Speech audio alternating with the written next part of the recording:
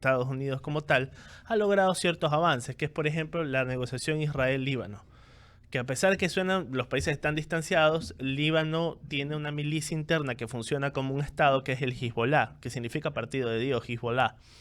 Este movimiento chiita depende de Irán. Entonces Irán puso como condición que haya una conversación de paz entre los dos, y por primera vez en 33 años la hay. Entonces eso es tal vez lo único destacable de estos días de negociación.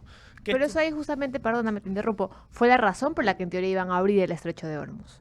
No abrirlo completamente porque era una de las causales, porque estaba el bloqueo norteamericano. Recordemos que ahí sí es un poco irónico que Irán se queje de que le están bloqueando los puertos cuando ellos bloquearon una vía internacional. Entonces dicen, ¿por qué Estados Unidos me bloquean los puertos? Lo que pasó es que Trump sí ahí sí tuvo una genialidad para doblar la apuesta, que es decir, bueno, tú estás bloqueando el estrecho en su punto más angosto, pues yo bloqueo abajo y te hago un bloqueo a los puertos. Entonces es el bloqueo del bloqueo y los dos se están bloqueando. ¿Y la consecuencia de esto para Ecuador? La consecuencia de esto para Ecuador es que vamos a ver, tenemos gasolina más cara, porque ya olvidémonos de esto de país petrolero, o como en la época de Rodríguez Lara, pasear un tanque de petróleo en tanqueta del ejército hasta la Plaza Grande, ¿no? Somos país petrolero. Y subido en un camello en el Oriente. Eso, ay, Sí, Dios, lo cierto, recuerdo me había olvidado perfectamente. Me había olvidado, qué genial ¿te el acuerdas? aporte, sí. Sí, sí, sí. Subido en un camello. Como gran cosa país petrolero. Éramos país petrolero, pero ya no importamos combustibles, nos está afectando los precios. En otras circunstancias, las subidas que hemos tenido ya hubieran afectado a la sociedad en general, o sea, en sí la estabilidad misma del sistema. Tenemos problema de los alimentos. En caso de importación de alimentos, de fertilizantes, de todo lo que se pueda producir, el azufre, que es un elemento principal, gran parte se hace por derivado del petróleo, por si acaso. Vamos a tener problemas también en precios de producción de plásticos, o sea, ahí sí se está afectando, pero ya empieza a hacerse visible y patente la alerta que hizo la Organización Mundial de la Salud y la Agencia Mundial de Alimentos de que iba a haber una crisis alimentaria en ciertos países y nos iba a afectar también a nosotros. Entonces, lo que está ocurriendo en el estrecho nos va a afectar. También la economía. Recordemos que nuestros socios son máquinas. O sea, no vean a Corea como una nación o a Japón como un país. Son literalmente fábricas flotantes. Todo su sistema está interconectado de producción. Son máquinas de producir. Entonces, en ese aspecto le quitas la gasolina, le quitas esa sangre que fluye y tiene afectaciones. Y Ecuador está listo para afrontar una nueva crisis, no solamente económica, sino también, o sea, estamos en medio de una crisis de política, en medio de una crisis de seguridad, y ahora también estamos en medio, perdóname, es que no me puedo concentrar con mi compañero Jaime aquí contabilizándome las preguntas, va haciendo una bitácora. Siga. Por favor. Ecuador está listo para afrontar esta crisis que probablemente se avecine con relación a lo que está pasando en esta escalada bélica. Ecuador nunca está preparado para ninguna crisis. ¿Qué vamos a mentir? Pero esperanzador. Nunca estamos preparados. Sobreviviendo. No sobreviviendo, esquivamos la ola, sorteamos el día. Eso es nuestra política exterior, es básicamente esa. Es ver quién nos abraza y quién nos tiende la mano. Y eso es lo que está pasando ahora. Recordemos, han sido años y ha habido un cambio también. Ha habido una transición primero de quiénes son tus aliados. Hay un cambio de paradigmas de quiénes son de a quién tienes que asociarte. Y entonces, en base a eso, nos agarra en plena transición, en pleno cambio con un aliado un poquito inestable, porque Estados Unidos no tiene ahorita claro lo que es la política internacional. Entonces, eso nos está provocando este pequeño gran problema de incertidumbre en el momento de hacer las cosas. Localmente la tenemos clara, querer hacer acciones conjuntas con Estados Unidos, pero a nivel macro sí no podemos tampoco apostarle tan agresivamente. Por ejemplo, Milei fue a Israel. O sea, Milei puede ir a Israel, puede acercarse con Netanyahu, puede reunirse con él, porque sabe que está blindado en cierta manera o tiene unas fuerzas armadas funcionales que le van a proteger de cualquier represalia iraní, diplomático, que le quieran hacer otro atentado como lo hicieron con la AMI en su momento. Pero Ecuador tiene que cuidarse mucho. Ecuador tiene objetivos locales muy, muy importantes, pero ya estamos notando en las calles el alza de los combustibles y todo, y eso hay que ser claros. No puedes tampoco decir nos están subiendo porque alguien de nuestro gobierno decretó que se suban. Ya Ecuador está atado a los precios internacionales y lo que está ocurriendo allá nos afecta. Jaime Velázquez, por favor. Muchas gracias, Cecilia. La bitácora. Fernando, lo hemos escuchado al señor Petro, presidente de Colombia, tratar de enjuiciar supuestamente penalmente por lo que dijo nuestro presidente en una entrevista. Ujú. ¿Ves que esto se va a arreglar de alguna manera o realmente tú crees que esto va a ir de mal en peor? Va a ir de mal en peor. El propio presidente Petro está usando a Noboa como el presidente Noboa pasa a ser un tema de conversación, un objeto a utilizar, un ser a utilizar en la campaña. Lo ven como un tótem a utilizar en la campaña. Para bien o para mal lo están utilizando en la campaña. El día de ayer ingresé a las redes de Petro. No, de vez en cuando le tiro dos veces le he tirado un par de pullas a Petro ahí al señalar. Y parece que ha desarrollado una obsesión con el presidente. Claro. Lo nombra, es impresionante y se nota el timing político en Colombia porque quien vea es inaudito que el presidente de un país, ¿cuántos habitantes tendrá Colombia? 40 millones de Sí, más o habitantes, menos. o sea, 2 millones y pico de kilómetros cuadrados, una bestialidad, 10 veces más grande que Ecuador. Ya, y ese hombre parece que tiene mucho tiempo libre, porque de prácticamente todos los tweets que le ha dedicado esta semana son al presidente Noboa. Y él cree que está devolviendo el golpe de meterse con un país extranjero porque dice que se ha metido en su país y él se está metiendo en otro país. Pero lo que está mostrando es que el tipo tiene mucho tiempo libre y está hablando muchas cosas. Aparte que está doblando la apuesta de intervención. Está mencionando claramente a RC que los va a apoyar, que va a estar con ellos, que es un punto de reunión. Recordemos que hubo una reunión de países socialistas o con el socialismo del siglo XXI que ya le han cambiado la etiqueta y ha sido reunión por la democracia o se consideran liberales o defensores de la democracia. Fernando, pero ¿cómo ves las elecciones de Colombia? ¿Realmente puede dar un giro el péndulo o realmente puede quedarse no la misma persona, pero digamos la misma ideología o el mismo partido en el poder? Colombia está pasando por un proceso que lo tenían reprimido durante décadas. Okay. Que muchas de nuestras naciones ya pasaron por eso. Si bien Colombia tiene una economía que crece, es profundamente desigual.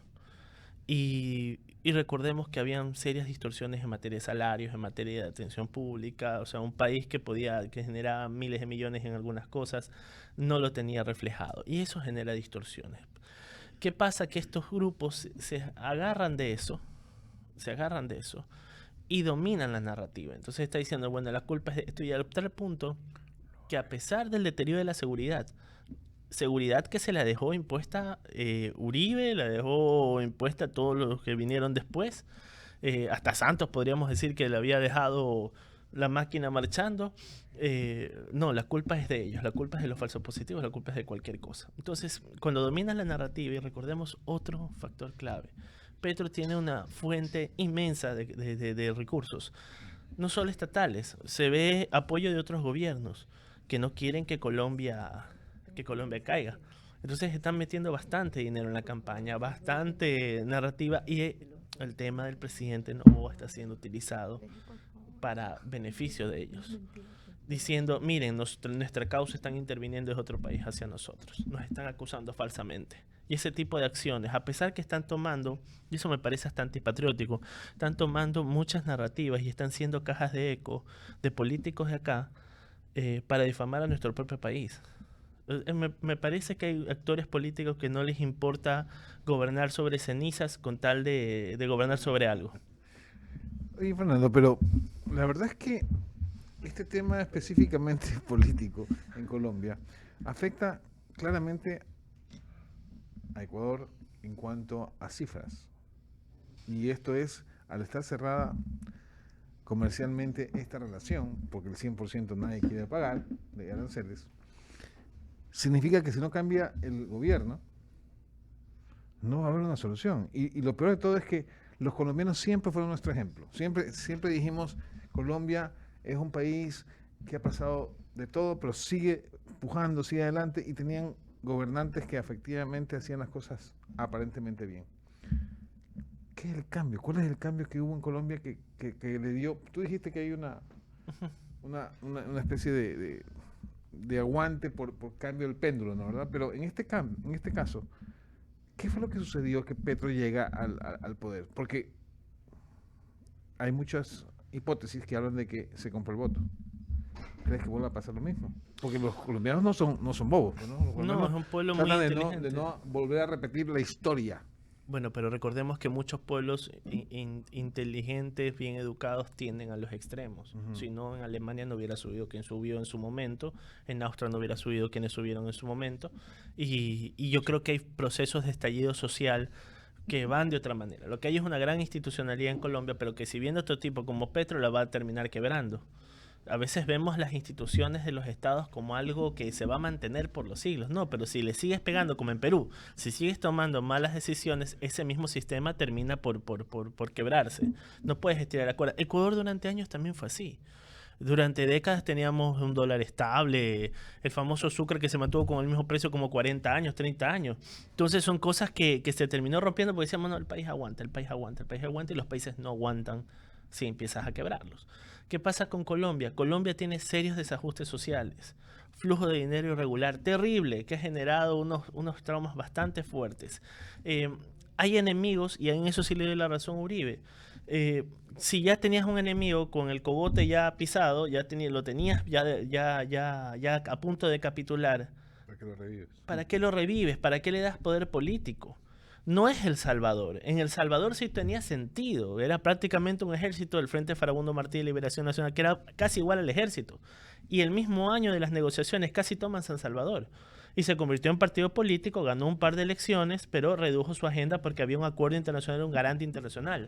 Aquí no, aquí las negociaciones fueron hechas literalmente, perdón que lo diga, la maldita sea, les dieron poder y les hicieron ver que podían las disidencias llegar al poder político, apoyando con dinero de narcotráfico. Hace pocos días estuvo una de las fundadoras del Centro Democrático acá en Ecuador, que es el partido de Álvaro Uribe, y señalaba el flujo de dinero ilícito que está entrando, que entró en la campaña de Petro, y sigue entrando ahorita en esta campaña. Entonces, ante eso no hay control. Tanto así, para acotar, que lo acusaban a su hijo de haber recibido dinero del hombre Marlboro. ¿Sabe esa historia, no? Que es un hombre que era famoso porque hacía las publicidades de Marlboro y lo acusan y eso quedó en nada. O sea que la verdad es que ahí hay cosas complicadas. Yo lo veo Javiercito. complicado lo de Colombia. Ok.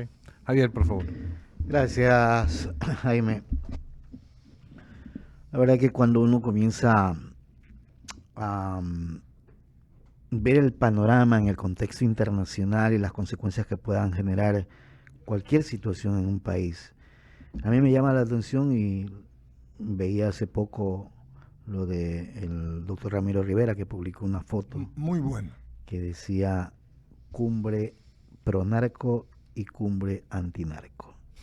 Es decir, lo que Petro y sus amigos ponían como pancarta general cumbre en defensa de la democracia, mientras que en Estados Unidos se realizó la cumbre de las Américas, creo que se llamaba, o se llama, por combatir justamente estos males que se están viviendo en todos estos países.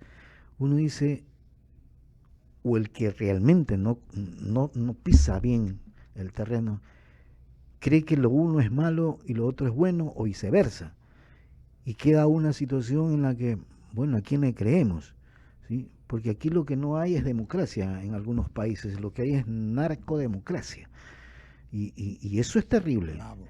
Y eso es terrible. Ya ni siquiera ya se habla de proyectos como socialismo del siglo XXI, que quien leía pues el postulado de Dieterich era un folleto, Sí. unas cuantas páginas, bastante antisemita y bastante lleno de cosas. Así era el texto que dio origen a toda esta corriente, o que la articuló. Ya ni siquiera estamos hablando de eso. Coincido, Javier, en el hecho de que básicamente son gobiernos que se están cubriendo las espaldas entre ellos y están cubriendo sus socios entre ellos.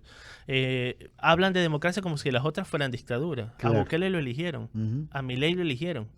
Entonces, pero ellos sí son demócratas cuando en varias regiones de México gobierna el narco, ella lo defiende, Ujú. las pocas intervenciones que han habido han sido por presión de Estados Unidos, mete plata, influencia en otros países y nos afecta a todos. Lo mismo Petro.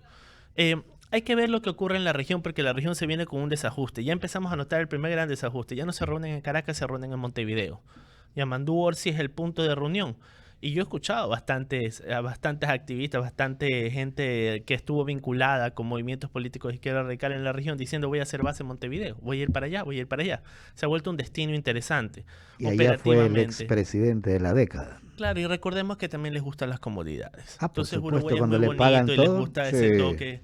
Ese socialismo de cafetín les encanta. Es Entonces, Es que yo nunca me voy a olvidar, y creo que lo he señalado en algunas ocasiones, cuando se posesionó en el 2007 Correa, o Sí, 2007, ¿no? 2007. Y tuve la oportunidad de dialogar con Michelle Bachelet, presidenta en ese entonces de Chile. Chile. Y le pregunté, pues, presidenta, ¿usted qué entiende por el socialismo del siglo XXI? No lo entiendo, me dijo. Yo me quedé frío, pues, ¿no? claro, es que no hay Mira más las cuestión, claro. consecuencias después de tantos años. Hablar del del socialismo del siglo XXI, que no es otra cosa que casi digo una mala palabra, pero es una tontera, ¿no? Claro, es que no tomamos de base, o sea, no estoy diciendo a alguien que haya tomado... Yo no estoy... Miren, los que fundaron la Unión Soviética Ujú, estaban equivocados, la historia lo demostró. claro. Pero estaban basados en el Capital de Marx, estaban basados en los textos de Lenin y después en los textos de estatización de Stalin. Pero tenían un corpus interesante, ¿no? De pensamiento detrás que respaldaba sus decisiones, para bien o para mal. Pero en este caso, el socialismo del siglo XXI se cimentó sobre un ensayo. No hubo más literatura sobre el tema, no perseguía objetivos regionales, no tenía un orden claro, era un... Ensayo que generó que gobiernos, la mayoría, sean corruptos. Totalmente, o sea, eso fue una jura de la bandera tomada en una base bastante débil. Ujú. Y los invito a que lean a Dieterich para que vean Lo leí, dónde se Dieterich. cimentó ese tema. Entonces, ¿qué está ocurriendo en la región? Hay movimientos. Tenemos Chile en la derecha, Argentina en la derecha y aparte un rockstar internacional del tema. Tenemos un Perú que se está... Definiendo, que no sabemos, de incertidumbre. Agarran preso pues al que se encarga de logística de elecciones el mismo día de elecciones porque Increíble. el director de logística de la OMPE renuncia al ver que no llegaban las actas, que no votaron los peruanos en el extranjero, él renuncia y lo agarran preso ese mismo día. Eso es bueno que el sistema funcione así. Está a diferencias de décimas, de 12.000 votos lo diferencia y ahora son de 14.000 entre el ex ministro de Perú Libre y López Aliaga, que era el alcalde de Lima, que es de derecha. Entonces está todavía peleado en el Perú ese tema. En Brasil hay una caída de Lula da Silva bastante fuerte, Bastante grande. pronunciada, y Brasil puede estar girando al hijo de Bolsonaro o algunos miembros de ese mismo. Bolivia también tuvo un giro a la derecha bastante fuerte y en las regionales ganan. Y ganan también, o sea, la primera vez que noto que Bolivia está unida políticamente porque hay regiones muy ricas que es Tarija, Beni y Pando, que es la dicen la media luna, que no tienen unas costumbres que más parecen, es que una diferencia tan fuerte como Guayaquil y Quito. Claro. Y ellos, en cambio, tienen ya gobernadores de derecha, igual que el gobierno central. Entonces, primera vez que están unidos, porque antes ganaba allí y el MAS ganaba en las demás ciudades de Bolivia y gobernaba el movimiento hacia el socialismo. Entonces, es la primera vez que están juntos en ese tema.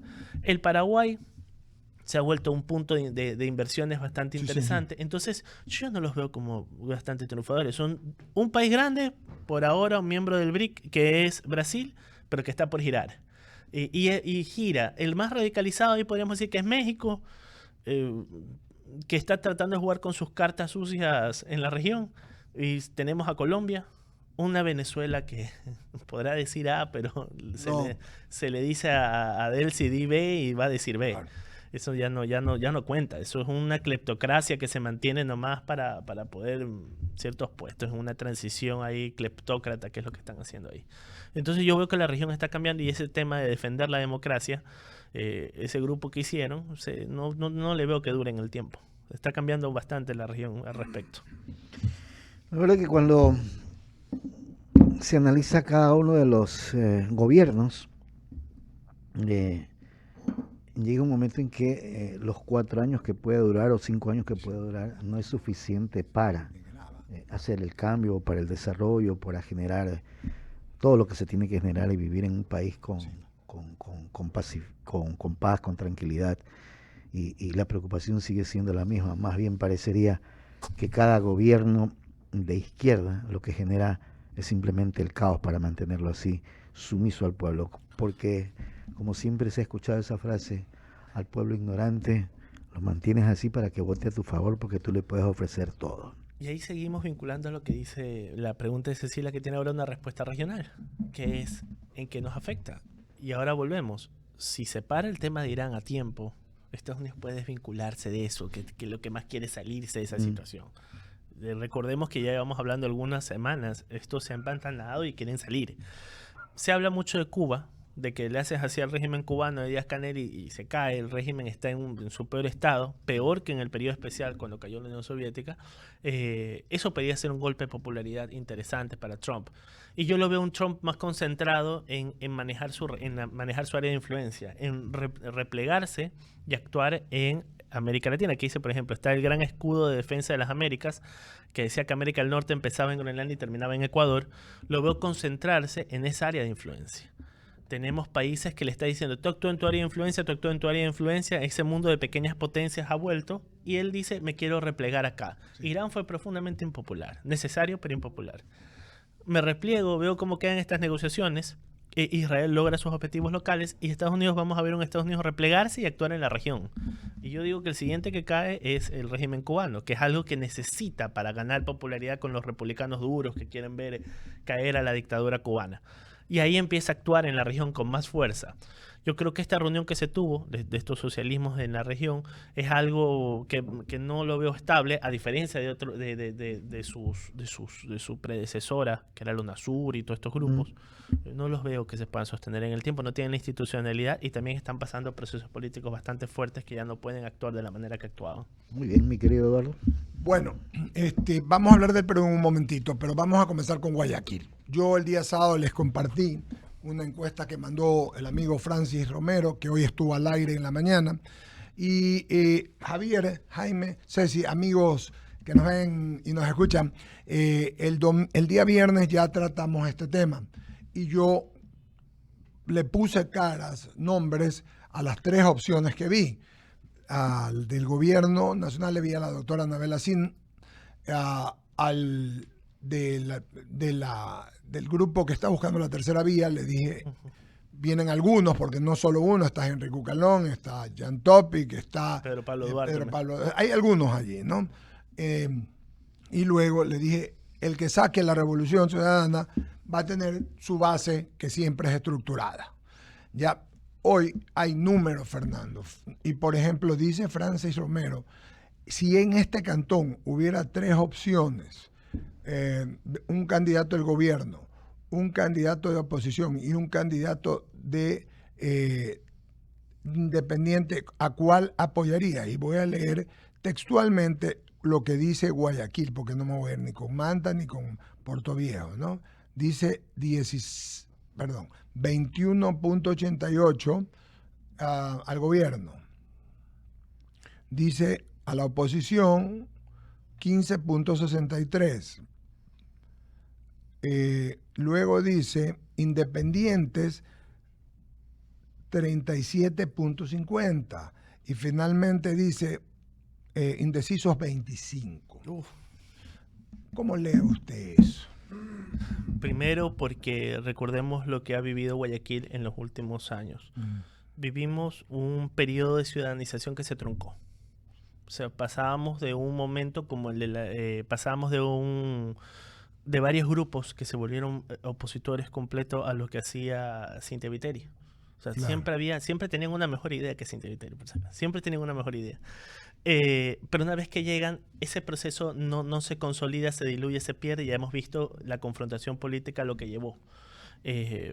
Cómo se volvió la alcaldía un instrumento de ese tipo. O sea, se distorsionó todo lo que había. Tienes inclusive a un post que ha sido muy criticado, donde sale la esposa del ex alcalde, hay que definirlo. Nombré yo que la señora Fiorelli Casa está muy respetable sus causas personales, claro. Como persona no hay nada que decir, pero institucionalmente es inadmisible que esté inaugurando obras. No puede estar inaugurando obras, no puedes estar haciendo campaña, eso es con recursos de la ciudad. Su hija Ojo, inaudito. ella no tiene nada que ver, porque no es elegida, ya es la esposa de Exacto, alcalde. no O sea, tiene no nada tiene que ver. prohibición, pero no tiene prohibición, Fernando. Pero no, Está pero hablando de lo que no debe no, ser. como institucionalmente, Claro. ya, no puede salir en un video inaugurando obras, eso no. Eso no, porque no, hay que guardar las formas, eso es lo que hemos perdido en la ciudad, guardar las formas. No estoy citando a las personas como individuos, no estoy diciéndole, no estoy cayendo en lo que se cae por desgracia cuando se habla de política, de estar fregando a las personas. Así es. No, pero institucionalmente no es lo apropiado. Entonces tenemos eso, tenemos ya un gobierno que puede tener figuras fuertes acá, pero hay que ver también si la mamá del presidente desea dejar un puesto político importante. Que hay días que me dicen que la convencen y otros Ajá. días que no quiere. Sin embargo, el fin de semana lo vi a Andrés Guzmán Correcto, con Zaida también. Rovira y con esta chica Ariana Burgos, que se dice que sería candidata a alcaldesa en San Borondón. Ella la veo más clara que sea de San Borondón. Sí. Pero los tres, los vi el fin de semana inaugurando en San Borondón, en el pueblo. Realmente, Pero en la perdóname que tercera acote, en comuna. en Sí. una historia de Instagram le preguntan a Andrés Guzmán este fin de semana si él sería candidato por el cargo de Guayaquil y él responde, no hace falta, y menciona a Anabela.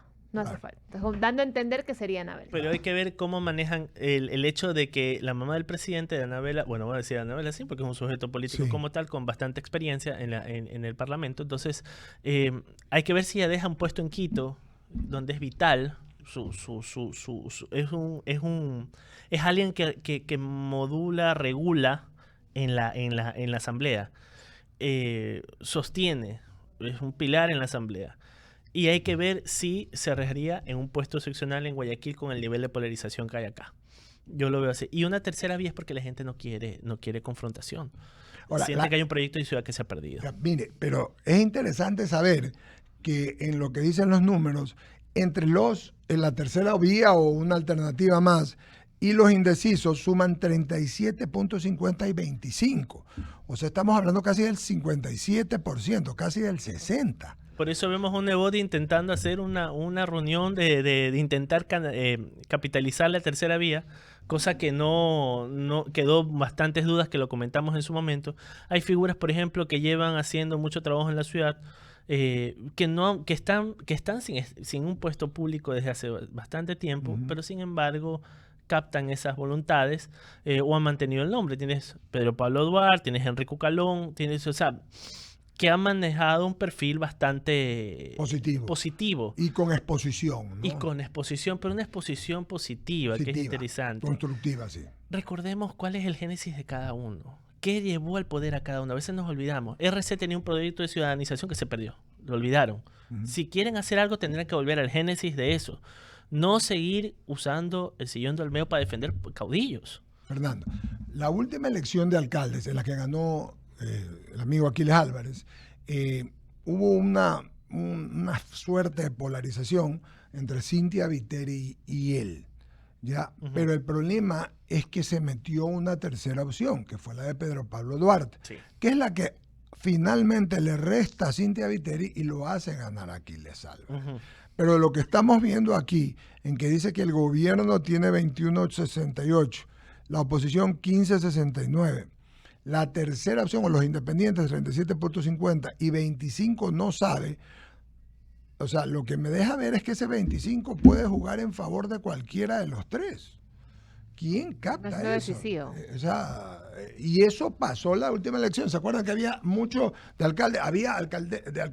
Había mucho indeciso hasta el final, y ya estamos hablando que estamos en la penúltima semana del mes de abril, ya entrando a mayo. Sí, Jaime. Y por eso es que los números que hoy en día se presentan son totalmente inestables. Claro, no son fijos, claro. Entonces, pero mire lo de Quito. Lo de Quito es increíble, ¿no? Gobierno 20.63, oposición 12.19, opción nueva 49.38, indecisos 17.81.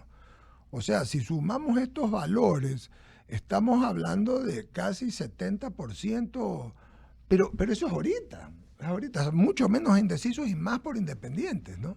Sí, que se quiere evitar que ya empezamos un proceso, se quiere volver en cierta manera a lo que era. Yo creo que se podría estar dando un fenómeno que se daba en la época de Nebot.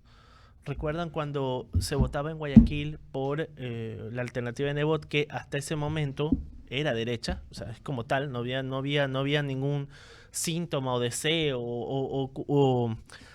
o murmullo que decía que estaba aliado con algún grupo de Murmullo. izquierda. No, él representaba la derecha tradicional. Durante sus administraciones fue así. Votaban por él y votaban por Correa para la presidencia. Y así fue durante lustros fue así. Se votaba de esa manera. Yo creo que podría estarse dando este periodo en el cual se dice, bueno, los gobiernos seccionales tienen que estar divorciados de la política central.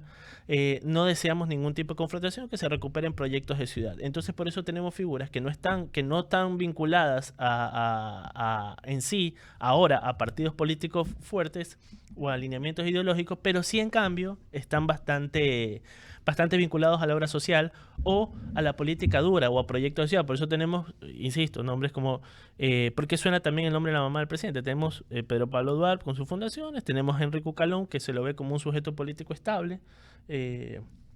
Tenemos, y ahí viene la ficha porque el gobierno quiere poner a Anabela Cinca. Hay que decir, no digámosle la mamá del presidente, sino que de todas maneras es un perfil que transmite estabilidad. Y la gente que desea estabilidad. Si tú pones un candidato, y eso es una lección para los dos polos, si tú pones un candidato que va a polarizar, esa tercera vía va a tener, la gente no desea estar en medio de una pelea de dos bandos. Y eso lo venimos diciendo aquí, lo vimos desde el año pasado. La polarización te da una oportunidad. Está construyendo el camino hacia otra opción. Pero también esa oportunidad para esas personas tienen que ser creíbles y estar al nivel, porque las dos... No es cualquier tercero. No, uno. No. Y dos, los dos movimientos que están polarizando son fuertes, pues, y tienen logística, estadística, estructura, dinero, o sea, tienes que ir a pelear una guerra, yo le diría a usted que desigual. Es que son dos molinos bastante... Claro. Entonces Bastante va a ir el Quijote a luchar contra los molinos, por hacer una metáfora, o sea, es complicado. Pero una cuestión, ¿eh? O sea, si la estrategia política es tratar de ganar yo como ADN, vamos a suponer, ¿ok? O Revolución, la estrategia es de proliferar con la cantidad de candidatos para que entonces se disipe la votación, lo que pasaba hace poco, es decir, tienes 15, 20 candidatos en donde los fuertes ganan con un porcentaje menor. Entonces, la estrategia utilizada por los dos fuertes Dispersión, se va a llama esa eso. dispersión de votos. Porque no va, a no ser que se concentre ese 37% en una sola opción. Claro. Lo cual, ¿qué es lo que decía Henry? ¿Ya? Es una sola opción que compita contra los dos. Pero Nunca se ha dado. no se ha dado y no sé si se vaya a dar, porque todos buscan su propio interés. Que ahí viene con la frase aquella, intereses partidistas por sobre los intereses ecuatorianos. Pero lo otro, perdón Fernando, Claro. es que en esa misma encuesta de Francis, y se lo pregunté en la entrevista, Lo ¿cómo escuché. se siente o cómo siente que será la situación de esta ciudad? Cualquiera de estas, ¿no? Guayaquil, Quito, Manta, Puerto Viejo y Cuenca, creo que es la otra. En los próximos 6 meses, diría que mejor o peor que ahora, el 74% promedio, más o menos, siente que va a ser peor en 6 meses. Es decir, de aquí a las elecciones. Sí. No hay confianza en eso, no hay como que esa luz al final del túnel que te diga, sí, por aquí podemos ir y salimos adelante. Si ya la población piensa así, estamos mal. Pues. Yo solamente acoto, Cecilia decía algo, por favor. No, justamente que yo decía, aquí poniéndome a pensar, a divagar un poco, y para hacer un símil, en todos los malls del mundo siempre hay unas tiendas que están ubicadas iguales y son el mismo dueño, ¿no? Es Bershka, Stradivarius, Zara, es unas 4 tiendas que son del mismo dueño, pero son diferentes tiendas.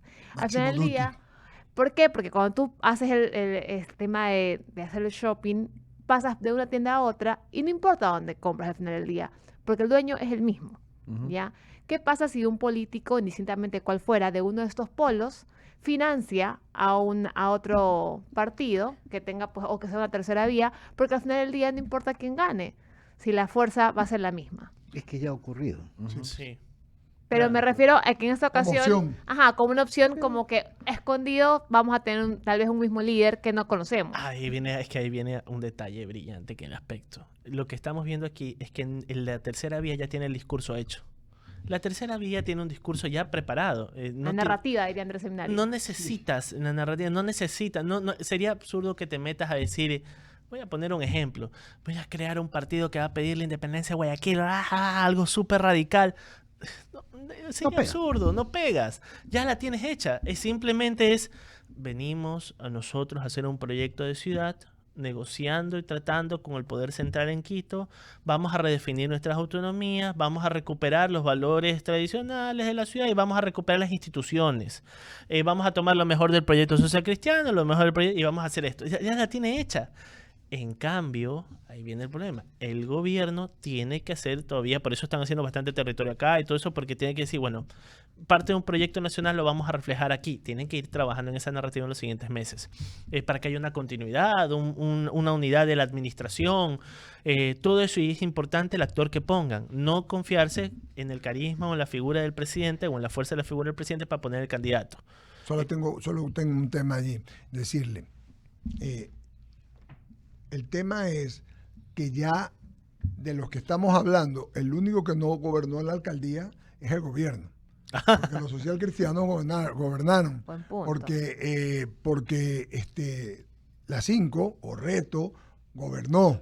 Entonces, Le cuidado. falta eso. Sí, Javier. Y la que la tiene complicada la tiene complicada, y hay que decirlo, es la RC, es RC, Reto, como se llama, como se han dividido. Amigo se va a llamar. Amigos, bueno, ya. La cuestión es que están intentando, Amigo se va a llamar. ante la división del nombre y de figuras, se intenta decir, bueno, esto lo hizo Reto, no lo hicimos nosotros. Esto lo hizo fulano, no nosotros. Esto lo hizo Sutano, no nosotros. Pero igual, cualquier mala decisión que se vaya tomando y cualquier pérdida de rumbo en esta alcaldía se va a ver reflejada en el voto, porque está vinculado y asociado a las acciones de la alcaldesa con la decisión de los ciudadanos. Van a ser muy cuidadosos, pero igual está muy vinculado a lo que se dice. El Muy desafío vinculado. va a ser recuperar la confianza ciudadana, porque, Gran desafío. porque Grande. podrán existir 40 candidatos, ¿sí? Y si no se recupera esa confianza ciudadana, el votante, nosotros, iremos simplemente por el hecho de obtener el certificado de votación Sí. y no porque realmente creemos que alguien puede hacer los cambios que necesita y recuperar lo que dice Fernando, la institucionalidad o las instituciones municipales en general o provinciales, dependiendo de... Y es complicado. Le pasa a Perú, 35 candidatos a la Sí, presidencia y están más partidos que mandados a hacer, ¿no? Sí, Y señor. seguimos hablando de Keiko Fujimori. Sí. Nos olvidamos, no alcanzamos ya a hablar del Perú, será en esta oportunidad esta semana, pero sí valía la pena. Muy bien, antes de cerrar, decirle a todos, abrimos espacios a las presiones publicitarias y decimos que buscas eficiencias en tus operaciones